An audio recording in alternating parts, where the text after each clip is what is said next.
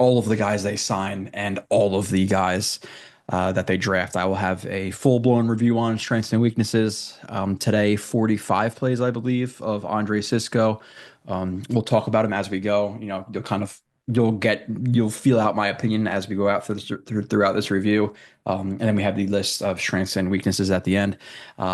Cisco to the top in the slot. One of the things in coverage that both helps him and hurts him is sometimes he could be a little bit too patient. And overall, I think his patience is actually, a plus. The main thing that hurts him specifically in man coverage is the fact that his feet can get a little bit inactive. And your feet get inactive, your body kind of wants to move because, listen, you got a elite athlete running at you, and your body wants to react. And when you get flat-footed, you tend to jump and react a little bit more than you should. So in coverage, you typically want to, whether it be you're inching back, your feet are active, foot fire, whatever it may be, you do not want to be flat-footed because you're going to jump at kind of any head fakes, any slight stems to the outside or inside, whatever it may be. But you're going to see him in man coverage right here to the top of the screen, in the slot versus a receiver. So graded on a curve, right? Typically, you don't really have safeties playing on receivers, or it's not an ideal position for a safety to be. And it's not a spot that you're necessarily going to draw up for your safety. Say, hey, we're depending on winning this matchup, but he's in the slot right here. Man coverage, first play is not a great one for him. He does get beat. You're going to see the feet being a little bit active. I forget if the receiver nods to the outside or what he does to the outside, but he jumps to the outside, gets beat inside on a slant. So you'll see it right here. And then you kind of you could watch the feet as the receiver approaches him. You'd see good bend, but not a lot of movement from the feet. He's not running the feet at all. Flat-footed receiver obviously comes off the ball, closes some ground, foot fire. He's actually pretty high up in his stance. It's really not even the best release, but because Andre Cisco's feet are a little bit inactive, the stab to the outside right there, he jumps on it hard, can't get back to the inside, gets beat on a slant. Now, again, it's a thing where you're talking about a bigger safety. He's 6'1", 215. I'll have the measurements at the end. So he's a good size safety. And for his size, he actually has some pretty good athleticism. Like, I don't think he has, elite range. He's not Ed Reed. He's not, Earl Thomas or anything like that with his range, but for his size, he actually has some solid range. And the instances where he does run his feet a little bit more and has more activity from them, you're not going to see him lose those type of reps. We'll go through the review and you'll see him actually win quite a bit more than I thought he would in man coverage at times. So Cisco bait misjudge ball. This is one thing I think he actually does very well. Is bait the quarterbacks a little bit. In situations where he could close down on the receiver, where he doesn't, he wants the quarterback to see that it's open, and then he ends up jumping it. So we're going to see him right here. I believe it's going to be a cover 3. He's going to be in the middle third. Let's watch this go right here. One thing he does really well too is he tracks the quarterback's eyes. Now the one thing with Cisco is with tracking the eyes, sometimes he ends up staring at the quarterback a little bit too long, and then he fails to get over the route or the route concept and putting himself a little bit out of position. But with that being said, overall, him looking at the quarterback like he does is generally a positive. But again, you have a cover 3 right here. He's in the middle. He's in the middle third, right? Middle third. Not going to bite down on that as Anthony Richardson scrambles out to the right, or to Richardson's right, to Cisco's left. We could see him start to get over top of that route, and you could see he's patient, right? Like, he's not full-blown sprint to it. He kind of creeps up a little bit. He's waiting for Richardson to see that, again, baiting him into throwing that ball. Now, Cisco overall does have good tracking ability of the ball. There is a few instances, though, where he misjudges it, and the ball goes over his head a little bit. Here, again, comes up a little bit too shallow, jumps for the ball. It's over his head, and obviously it's over the tight end's head as well, so he's not able to grab it. But I saw that at least 3 or 4 times where he misjudges it, where he's a little bit shallow, but overall his ball tracking is a plus. There's just a few examples of him, again, being a little bit too shallow on it. But again, the thing I want you to notice before I move on, is just the bait. Him seeing it coming, you could see his head peaks a little bit towards it. He's looking for anything vertical over the middle. He peeks towards that sometime in his back pedal. Again, sees Richardson rolling out, has eyes on Richardson, his peripheral vision on the tight end. Doesn't close down too quickly. Wants Richardson to throw it. Goes for the pick. Unfortunately, obviously, he misjudges it just a little bit there. Let's go to the next play. Roughness penalty. This is something where I kind of record stuff a lot at the beginning because I want to see if it's a frequent thing. I don't. He didn't have too many roughness penalties. This might have been the only one. Maybe there's another one or two. It was something that I saw. He's in a deep middle right here. It was something that I saw early. That I was like, okay, is this going to be a problem with him? And specifically because he comes into tackles a little bit high. So obviously, you come in tackles high, you're going to get helmet to helmet contact. Um, and refs are really looking out for the helmet to helmet. So I was thinking that this is potentially going to be a problem for Cisco. It's really not. So kind of disregard that. It's not something he got flagged for a lot in obviously the 16, 17, 18 games, whatever I watched.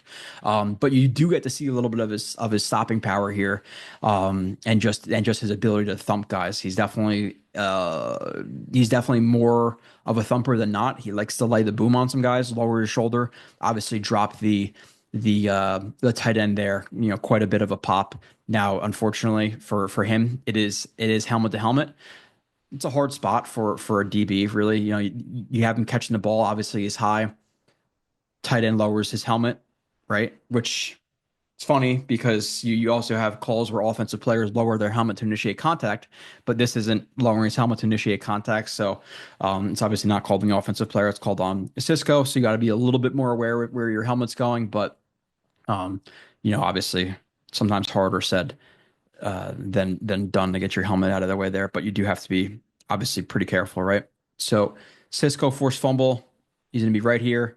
I believe this is a cover three, and he is in the hook to curl towards the sideline. Let's watch him. Okay, obviously he stays a little bit more. He stays a little bit more tight. Why? It's because there's no threat here, right? Obviously, with this being an isolated receiver with only a running back to the side, he doesn't really have to gain too much depth here because at that point it may become just he's locked here, depending on obviously their exact calls of their defense. But he's really going to worry about the number two coming out, so ends up staying a little bit more tight to the line of scrimmage. Doesn't really get out into a really far exit angle. You have a check down, and then Cisco does a good job of forcing the fumble. And one thing with Cisco is he definitely gets his hands on the ball, whether it be some forced fumbles like we see here. I don't think he had a ton of them, but this is one example of one. He gets some picks, pass deflections, but he is a playmaker and he does get his hands on the ball. But I like this play from him here. Again, getting into the exit angle, not too far, keeping his eyes on the quarterback, seeing the ball is checked down, approaching at a good angle, breaks down, maintains his inside out. He obviously knows he's another defender to his right, so he's not going to be overzealous. And the thing I like about it is, hey, we know that we're coming into a two-man tackle right here. You could be a little bit more ballsy with how you're going to attack that ball, and he attacks the ball carrier, in the arms and tries to rip that ball out of there, and he does. Get the hand on the ball, rip it out of there. Rip it out of there, forced fumble that is picked up by the Jags. So it's an instance where now let's say this is a one-on-one scenario with 35. You're not going to want to try to rip out that ball because the first thing you want to do is secure the tackle. But if you're going to go into a gang tackle like that, hey, let's try to rip that ball out and create a play. Especially when you're getting into near the red zone. I call it the 40 and in the green zone because you're talking about that's where you're going to score some points. More than likely. So. Good forced fumble by Cisco on that one.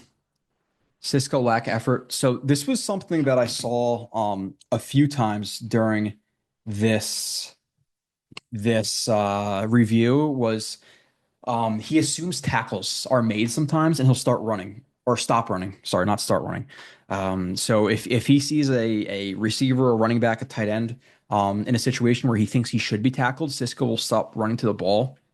And then he'll put himself either at a bad pursuit angle or just completely miss on the tackle. And it happened a little bit too much for my liking, being transparent. So we'll talk about that. throughout the review, and you'll see it right here. He's two. You can see him meet circling with my cursor near the hash high, and watch the play. It actually goes away from him. There's a tunnel screen right here to Pittman, right? Pittman's 11. I believe Pittman's 11. And then Cisco, we can see him jogging, and then he assumes a tackle's gonna be made right there, but you could see him not full sprint, and the play ends up being a touchdown, but you see him jogging right here, not getting over the top, and then even at the end right here a little bit, lightens up a little bit, right? He's looking at his Jaguars defenders, lightens up. Pittman ends up breaking some ankle tackles, gets the touchdown. Where again, you want him full bore to this ball and getting over, or to the ball carrier and getting over top of it, to prevent him from getting a touchdown. And we see him, in a fast jog right there, but he's not full blown sprint right there. So you're talking about a play that he could have prevented a touchdown. And again, you cannot just assume a tackle, right? Can't assume it. Lets him right by him for a touchdown. Really, it's inexcusable. That's something you cannot do. That's something that he should get ripped for. In the meeting rooms, and you're hoping it would never happen again. Unfortunately, it does. So it is what it is.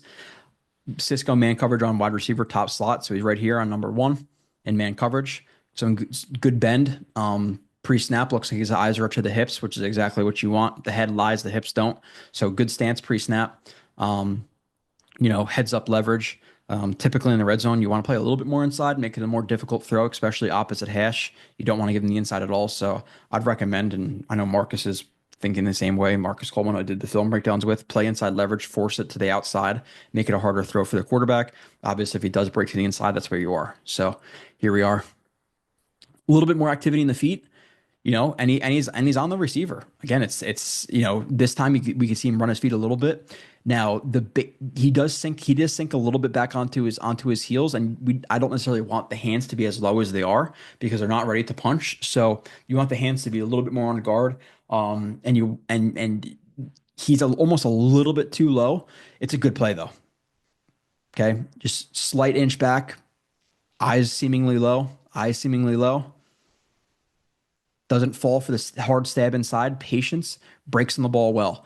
His agility, his lateral movement, his ability to kind of explode out of his stance and match guys is pretty good for his size. So I'm going 6'1", 215, I believe are the measurables. But look at the athletic ability to match that receiver right there is good. Again, some activity in the feet. We see him running the feet a little bit more than he did on that previous rep where he got beat in the slot. So, good idea. The only thing that's a little bit that could be a little bit concerning is allowing the inside leverage right here, a little bit more inside leverage, and starting to angle off a little bit towards it, like opening the gate. If he were to just break on a drag right here, could he match him?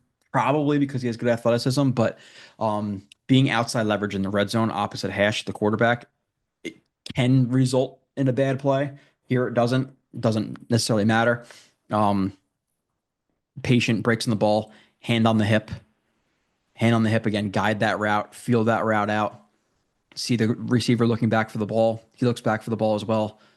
Obviously tries to make a play on it, but it's way over the head. So really good play by Cisco there in the red zone and man coverage again on a receiver, which is, all things being equal, I say, hey, a receiver versus a safety in the red zone on an out route. Who wins that? More times than not, it's going to be the receiver. So Cisco near interception, got to catch it. Okay, right here to the top, deepest on the screen. Okay, they're running cover 2, right? And this is a play that I put up. This is just a bad play by Mahomes. Let's be honest here.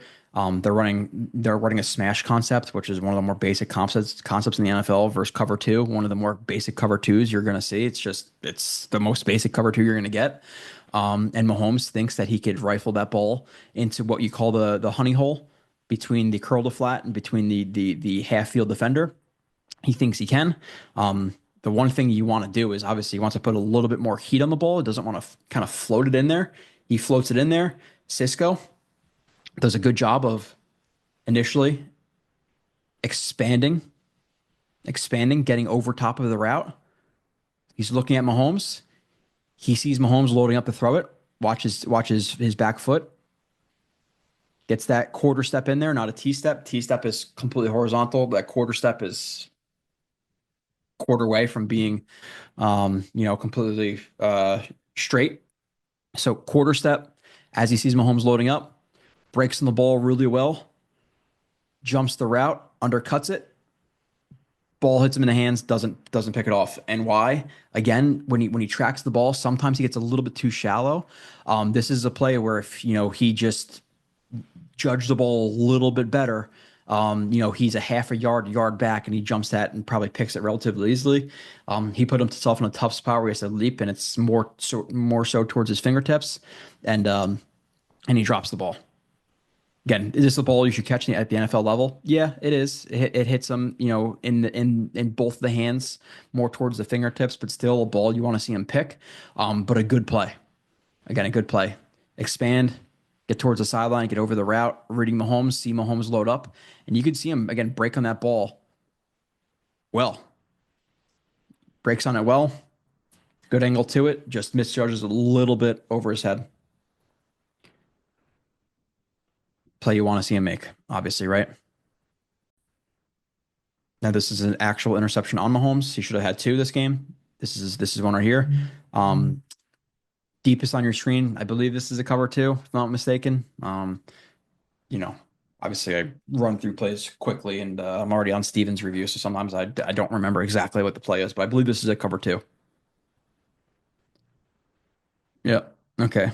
So we got cover two. And again, he does a really good job of reading Mahomes. Patience in coverage, gets him some picks sometimes, and sometimes patience can be a good thing. Sometimes you're too patient